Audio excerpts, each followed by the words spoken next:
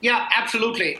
So if you think about private Wi-Fi or Private Communications Corporation, our parent company, we started with a primary ethos. My boss, our chairman and CEO, Kent Lawson, started the company with providing a consumer-friendly VPN utility, something that removed the complexity and friction out of the ecosystem. If you think about, every enterprise employee or every employee in a corporation who's used to using a VPN from the likes of Cisco or Citrix, it tends to be quite onerous. You're required to put in a token key, a username, password, and it's quite complex. Every enterprise user tends to be a consumer in their everyday life.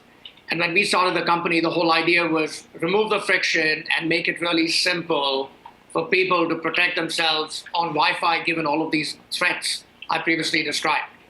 So our role in the Wi-Fi ecosystem is essentially a couplefold. One is to offer a frictionless, simple way for consumers directly and via the partnerships that we have to protect themselves on public Wi-Fi. It's also an opportunity for Wi-Fi providers, telecom companies, broadband companies, cable companies, anybody having a role in the Wi-Fi ecosystem to have this incremental monetization opportunity given the commoditization of Wi-Fi.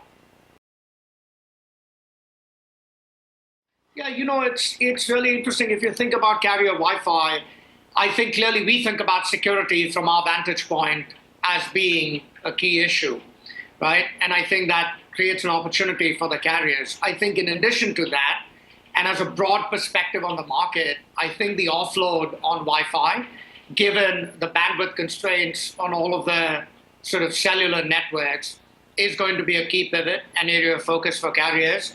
I think the automatic and intelligent network selection, which doesn't quite exist today, the offload from cellular networks to Wi-Fi, I think is going to be a big area of focus.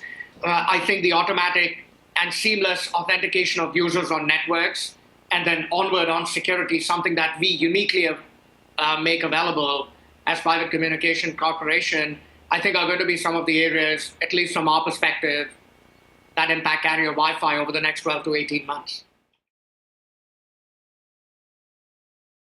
Yeah, absolutely. So if you think about our business, right, we provide a consumer virtual private network. Clearly, our business at Private Communications Corporation is indexing towards enabling Wi-Fi providers, telecom companies to offer security out of the box anytime consumers connect onto Wi-Fi. But to answer your question more directly, the issue today is that Wi-Fi, to a large extent, has become more of a commodity or a utility that's available to consumers. Consumers have gotten extremely used to not paying for Wi-Fi. For example, if you were at Schiphol Airport and you ended up seeing Schiphol Airport paid Wi-Fi versus Schiphol Airport free Wi-Fi, the tendency for folks like yourself or anybody else, the average consumer, would be to log on to the free Wi-Fi offering. Now, you don't know if that's actually offered by Schiphol Airport or if that's a rogue hotspot that's essentially set up by a hacker, which is really simple to do, right? But given that Wi-Fi itself is something consumers have gotten pretty comfortable not paying for anymore, there is a value given all of the activities that consumers indulge in, checking their bank accounts, going on to any other popular websites, where paying a little amount of incremental money to secure their information on Wi-Fi could be that monetization opportunity. Yeah, I think it's similar, and the context is probably quite akin to what I offered earlier, Tom. I think if you think about IoT as an example, right, which is the hot topic in the industry right now, the primary connectivity medium, both given distance and bandwidth requirements, is going to be Wi-Fi.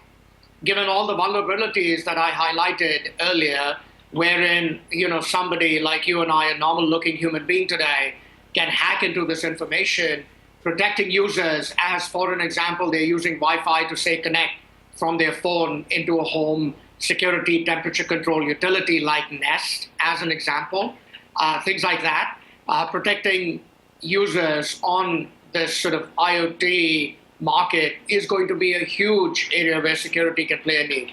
Similarly, on public Wi-Fi, again, as I highlighted earlier, protecting consumer information when they're accessing information on through identity protection services where people tend to use Wi-Fi a lot, and given bandwidth constraints, that's where I think security can play a huge role. Yeah, I think it's three-pronged.